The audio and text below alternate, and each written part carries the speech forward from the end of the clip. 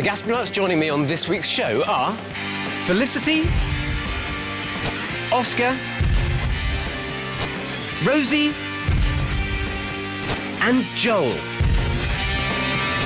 The best thing about being a farmer is like seeing all the baby chicks and baby animals growing up. If I had the farm, I would keep a monkey because they like to play and have fun. The best thing about being a farmer, because my favourite animal is a pig, so it would probably be looking after pigs. The downside of being a farmer would be cleaning up all the animals' poo.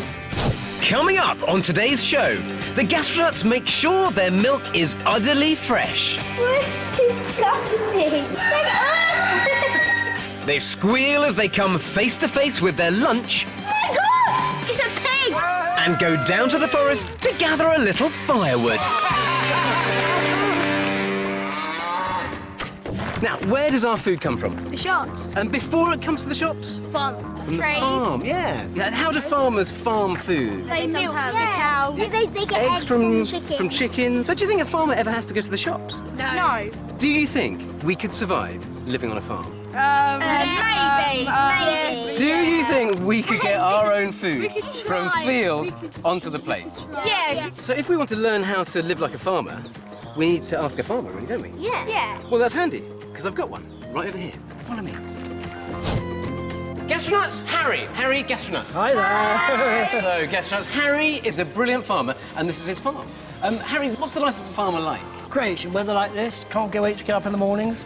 Winter, cold, wet, still get up at 6 o'clock in the morning. Not such fun. Being a farmer is it's just sort of pulling a few bits of vegetables out of the ground and chucking them in a truck, isn't it? You've got to be a mechanic, you've got to be a gardener, you've got to be a forester, you've got to be completely multi-talented. Gastronuts, would you like to learn how to be a farmer? Yeah. Do you think you could teach us to do that? I think I can. Can we help you make breakfast? OK, let's go. Let's make a start. We're going to make a full farmer's breakfast just from food we find on the farm. First up, it's time to see if Mrs. Hen has kindly laid us an egg. I found one of them. Such fun on a farm, having chickens running around. They're all like sort of personal friends. You know, sometimes they lay eggs all over the farm. Sometimes you'll find one here, sometimes you'll find one there. Every day you have to sometimes go and look for a different place. Are there other uses for chickens? Of course there are. Of course, the primary use is food. Well, we all know what that is. And the other thing is this chicken manure is very, very fertile. It's very rich in nitrogen. If you kept one of these eggs, would it naturally hatch? Actually, no. Basically, an egg will need a chicken to sit on it for about 21 days. Will you use these eggs to eat, or will you leave them to hatch? On the whole, we tend to eat them here because if we hatched every egg, we'd be overrun by chickens. We'll help Harry out and cook up some of those eggs for breakfast. Next on our list, it's milk. But we don't need to go to the shops as we have it right here on Teat. Who have you got there, Louise? This is Goldie. She's 9 years old and she's our milking cow. She's a Jersey cow, so she gives really good milk with lots of butterfat in it. Do you guys all have one of these kept in your fridge at home? No. No cows in the fridge? No. In the old days, they used to milk cows by hand, but now we do it on machine. Can we help you get some milk? You certainly can. Do you want to try the old-fashioned way first? Yeah. OK, we'll put a bucket underneath to catch the milk. If you just squeeze the teat, the milk will shoot straight back up into the udder. So you have to stop the milk going up into the udder first with your fingers and then squeeze it out of the teat like that. Okay. All right? It feels like a sausage, like... Well done! So how long do you think it'd take to fill a bucket like that, Joel? Hours. Yeah, it would, wouldn't it? Which is why most cows are milked by machine these days. Oh, that doesn't... Come on, you can do it. That's it. Well done. It's disgusting. It's like a sausage. Goldie, enjoy having milk. Yes, she does, because she's uncomfortable before she's been milked, because there's a lot of milk in her udder. Is it hot when it comes out of the udder? Yeah, it's warm. It's like the temperature you'd wash your hands at. But it feels wrong. That's it. So to do this on an industrial scale, to actually get enough milk for all of us to have in our fridges every day, what happens? OK, I'll show you. We couldn't do it by hand. It would take far, far too long. And there's the milk flowing. Pretty quick, isn't it? She's probably really relieved to be getting rid of this lot. So is this what happens to millions of cows on a daily basis around Britain? Yep. And kind of, we talking 2 pints, 8 pints? you're talking about 5 to 8 litres a day. Wow. It's a lot of milk. A big black and white animal, a Holstein or a Friesian, you're talking 2-3 times that easily. They produce a lot of milk. OK, we're about done. Wow, that's a lot of milk. How much do you reckon's there? About 5 litres. Now, when you get milk from the shops, it's usually pasteurised, so it's heated up to kill all of the bugs and germs inside it. But this is raw, isn't it? It's raw. Straight from the cow. So you guys, I'm afraid, aren't allowed to try it. But I am. Unpasteurised milk can carry bacteria, but thankfully, I'm so used to eating weird food, my stomach is stronger than most. It's still warm. Straight from the cow. Really sweet too. Okay, who wants a little smell? Oh, it smells creamy. Yeah, like creamy and Mmm. Here's the Goldie.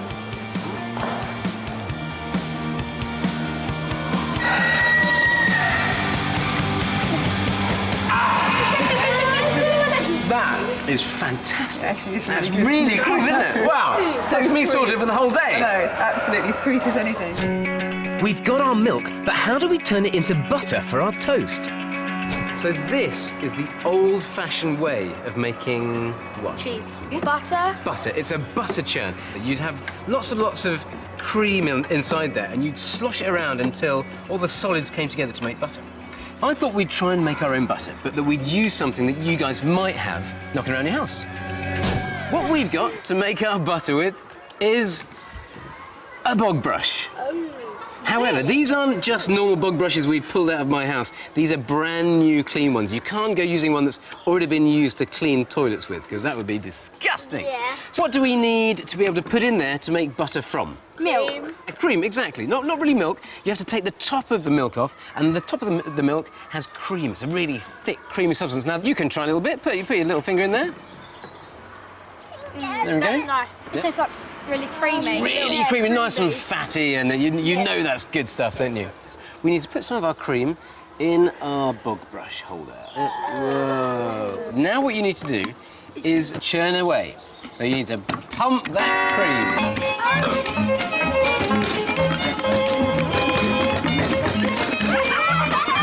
That's it, put a little way into it. Not too hard, not too hard.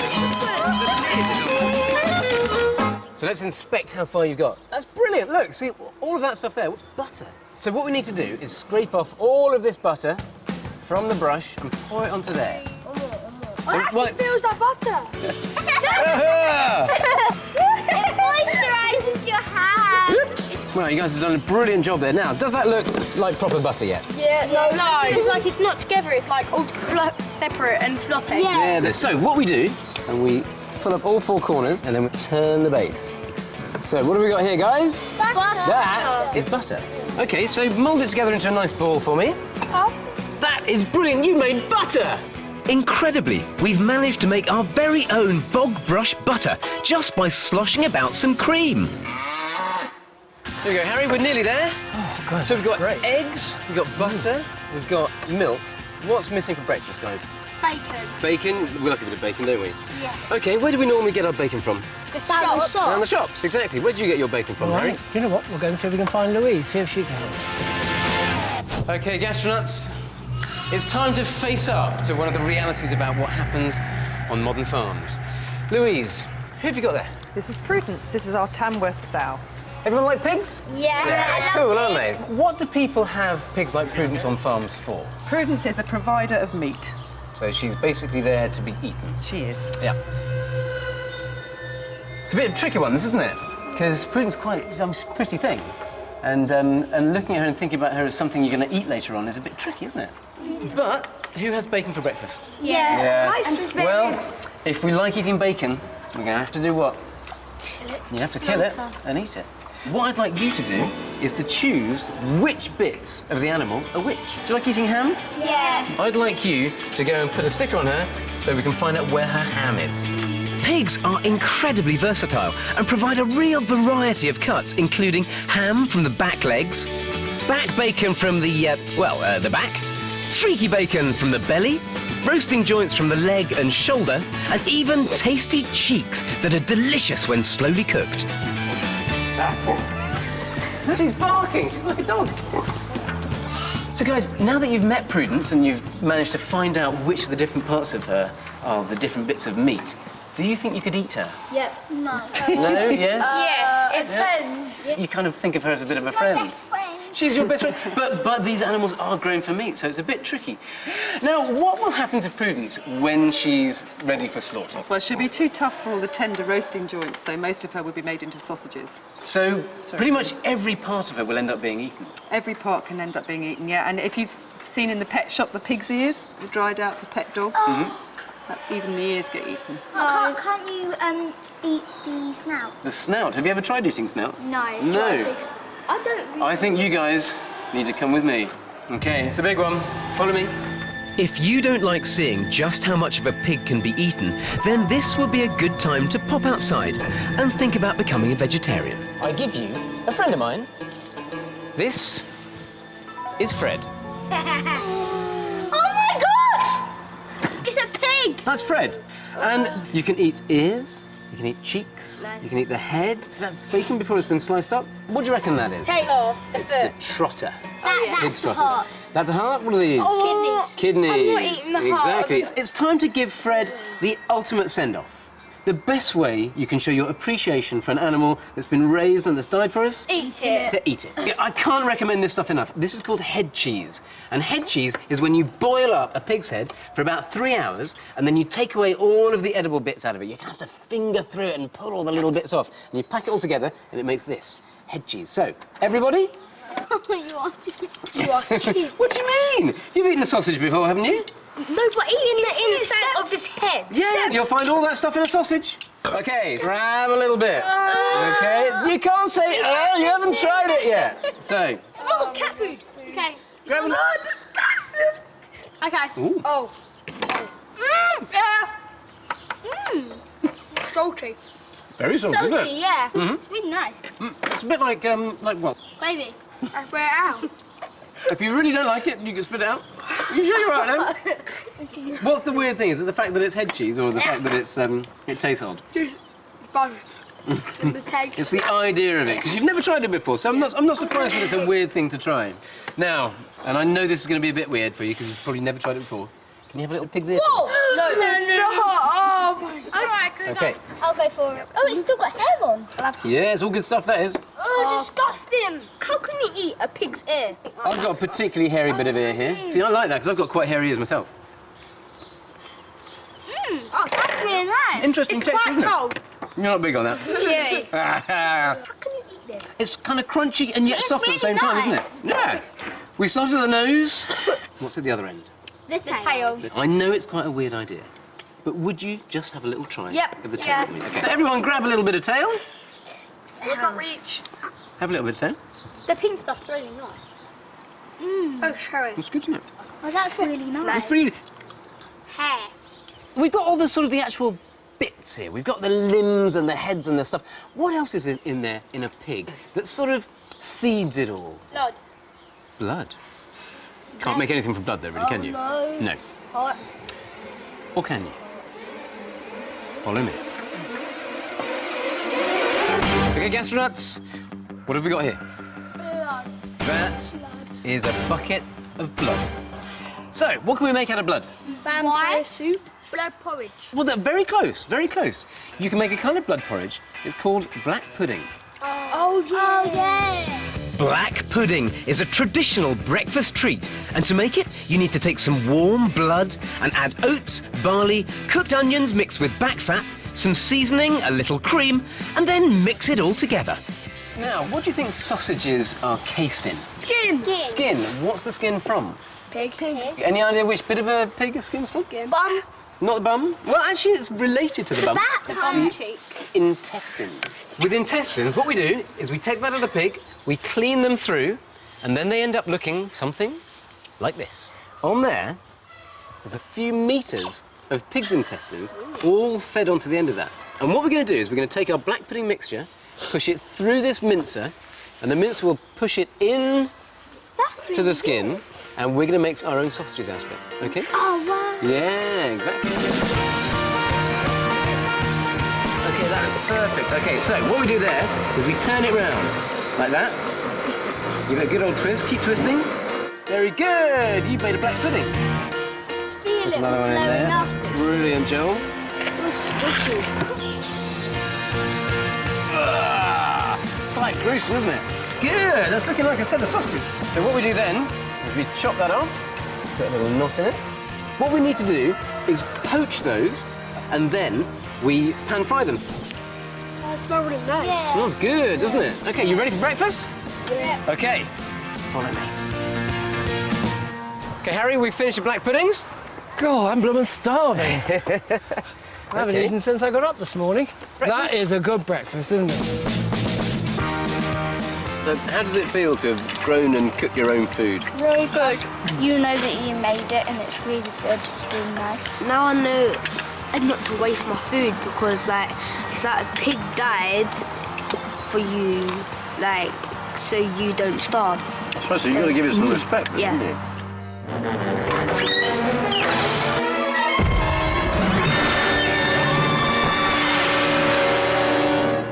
Great things, eggs. Great with sausages, but actually even better with hot air.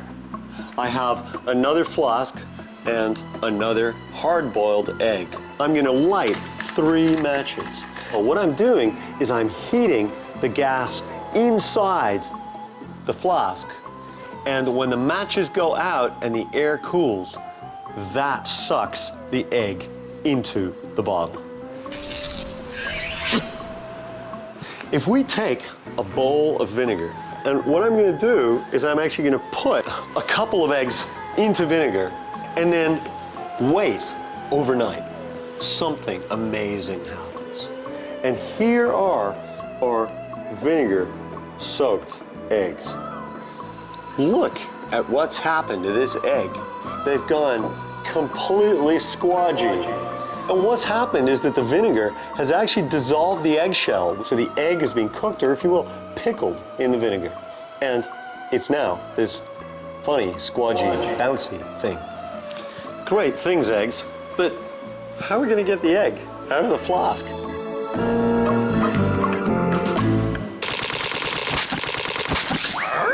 We're trying to find out if we can eat like a farmer.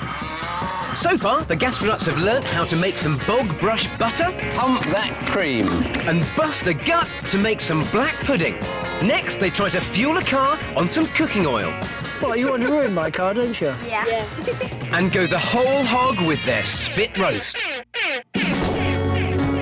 We've started learning how to eat like a farmer, but they don't just grow food on their land, they can also grow their fuel. Who likes fried food? Me. What do we fry food in? A saucepan, that's good. Olive oil, oil, exactly. Yeah. Now, where does oil come from? Sunflowers. Sunflowers, yeah, you get sunflower oil, don't you? You ever seen those big, big fields full of yellow? Yeah. Oh, yeah. Yeah, okay. That's called rapeseed, and that's this plant here. And that's a sort of young plant that's still flowering. After it's flowered, and all the little pods come out, this is what you get. And this is rapeseed. So grab a sort of big pod of rapeseed, try and open it up and see if you can dig out some of those little seeds. There you go. Can you see these little seeds here? You've got loads there. Now, you've squished them in your fingers. What do your fingers feel like? Does it feel at all greasy? Oil comes. Yeah. Oil comes out of it, and this is where we get the oil to cook from. I know that they're really tiny. It seems like a lot of effort, doesn't it, to get oil out of something that difficult. But when these have grown and they're dried out, they look like this. And these are crushed in big industrial plants, and when the oils come out of it, it looks like that. Wow. Okay, so let's have a little taste of the rapeseed oil. Everyone grab a little piece of bread, dip it into the oil. Tastes like nice. Oh, it tastes quite nutty. Yeah, nutty. What else does the word oil conjure up for you? Well, cars. You refine oil and you make petrol, you make different things out of it that you can run a car on. So oil could be fuel as well, couldn't it? Yeah. Do you reckon you can get power out of that? No. Yes, if we burn it. If we burn it, okay, well, let's give it a try. To make an oil lamp, you take an empty jam jar, poke a hole in the lid, soak a strip of cotton in oil for use as a wick, add some more oil to the bottom of the jar, poke the wick back through the hole in the lid, and finally, light your lamp. If you want to attempt this at home, make sure you have an adult on hand to help out. Energy that's been grown in the field has been distilled into this substance, which you can actually use to power things. Well, I've got a very interesting idea. Let's see what Harry can do with it. OK, Harry, so we've tasted rapeseed oil, and we wondered what else would a farmer power with this kind of oil? You take that and get them, stick it in my car. Are you going to try pouring that in? Well, you are pouring vegetable oil into Harry's car. Yeah. It's really fun.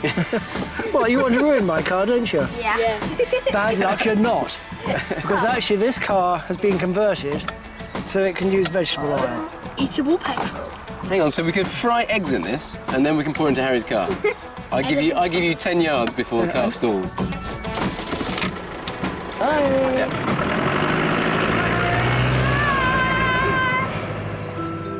A farmer can grow rapeseed to power his vehicles, but there's something else he can grow to heat his house. So, Harry, you've got massive woodland here. Trees must be a right pain for a farmer. Do they get in the way of all the cows and the crops? Oh, they're the best thing out. Those trees will keep me warm. Why don't I cut them down? How does that work? I cut one down, then I'll put 7 in to replace it. So you'll cut them down and use them for fuel? Yeah. How long does one tree last you? So if I'm going to be burning one of these trees, it'll last me 4 days, 5 days. To fuel your house or our the whole house farm? and the farm as well. So the whole place is run on trees? Yep, the whole place is run on for heating is on trees. Can we chop one down? Yep.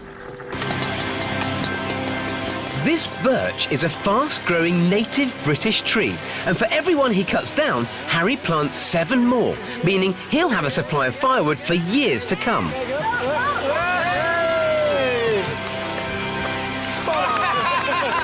Now we need to move the tree so we can cut it up into logs. Time to call in the big boys.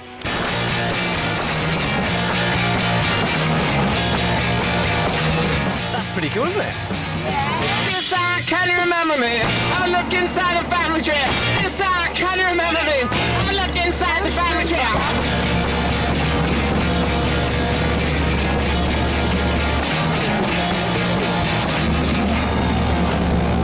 Harry shreds the smaller branches into chippings for use in his boiler, but we'll need some of them and some big logs to help us cook up our farmer's feast. We're building up a roaring fire below a giant spit. But just what are we going to be cooking? This is a real farmer's feast. And Harry has let us have the rest of our friend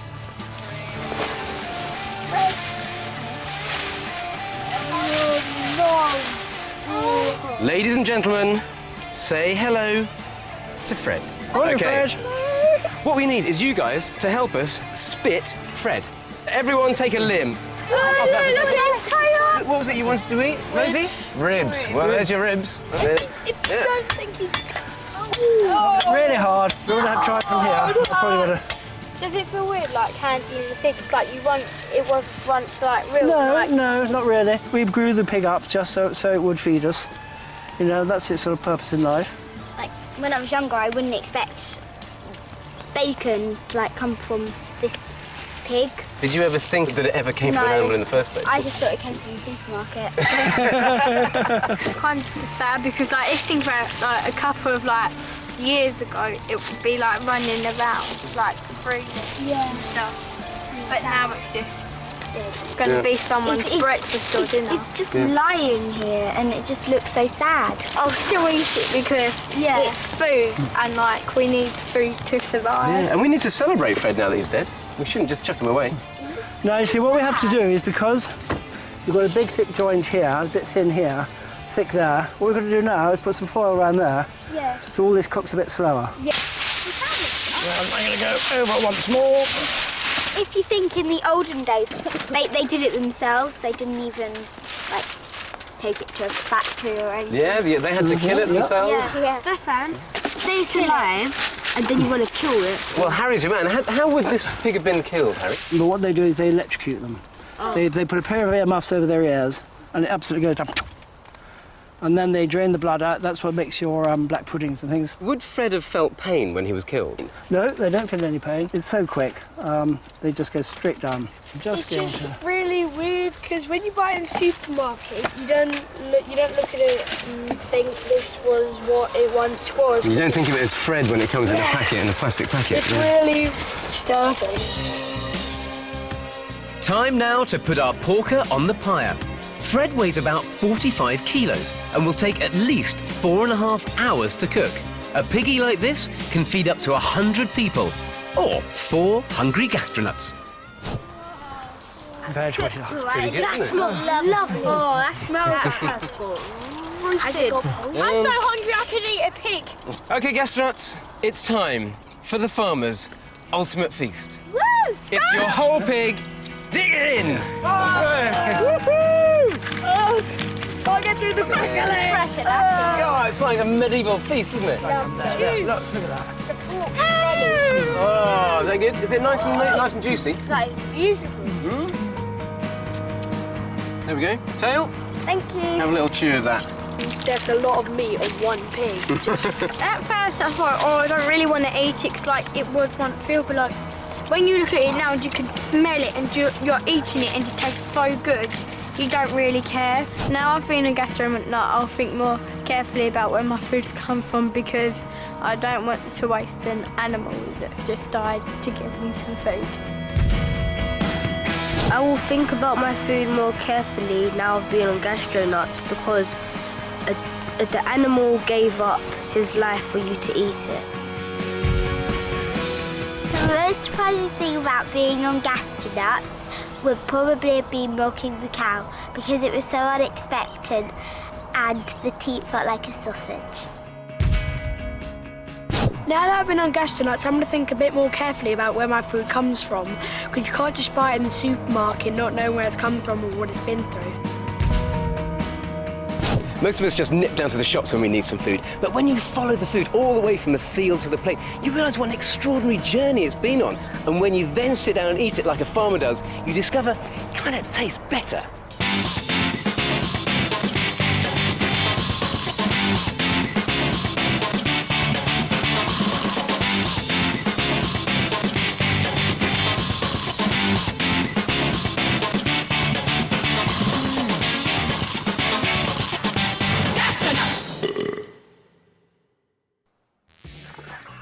Ian and Hacker are already on the CBBC channel to bring you Tracy Beaker fun, including an all-new episode in 15 minutes. Be there!